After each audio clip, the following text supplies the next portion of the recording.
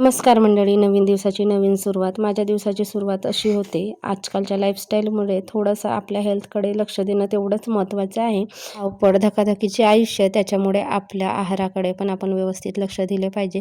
Dry fruit भिजवते मी, पण हा रुद्रांश ना अजिबात खायला मागत नाही. त्याच्यासाठीच म्हणून भिजवते. आता आहेत आपल्याकडे म्हणून, नसते तर काय. जिऱ्याचं पाणी ब्रश झाल्यानंतर मी पिऊन घेते, ही माझी एक सवय आहे.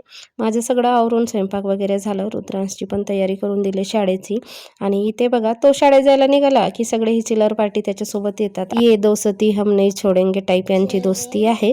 रुद्रांश शाळेत गेला की मग सगळे आपापल्या रात जातात आणि मग त्यांची शाळेची तयारी असते. थोडं उशिरा जातात. आमचे हे सुद्धा जायला निघाले बघा कामावरती. आपल्या मस्त डॅशिंग आहेत, मस्त बॉडी मेंटेन आहे यांची. आपणच तेवढा खाऊन खाऊन फुगलेलो आहे.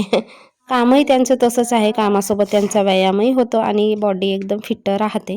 महाशिवरात्रीच्या दिवशी मी साबुदाण्याची खिचडी बनवली होती. उपवास होता. दाण्याचा कूट मी बनवला नव्हता, नुसते शेंगदाणे टाकले होते. असं पण मला साबुदाणा आवडत नाही. साबुदाणा खाल्लं मला असं चक्कर आल्यासारखं वाटते.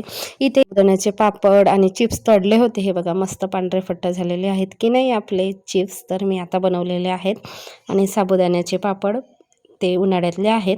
आता तेलकट पदार्थ खायचं कमी केलं, त्याच्यामुळे सगळे वाळवणीचे पदार्थ जसेच्या तसेच आहेत. तर असं वाटते की ह्या वेळेस उन्हाळ्यामध्ये काही करावं नाही लागेल आपल्याला. संध्याकाळी पॉपकॉर्न फोडून दिलं रुद्रांशला, तो खात बसला आणि अभ्यास सुद्धा घेतला. असा होता आजचा दिवस.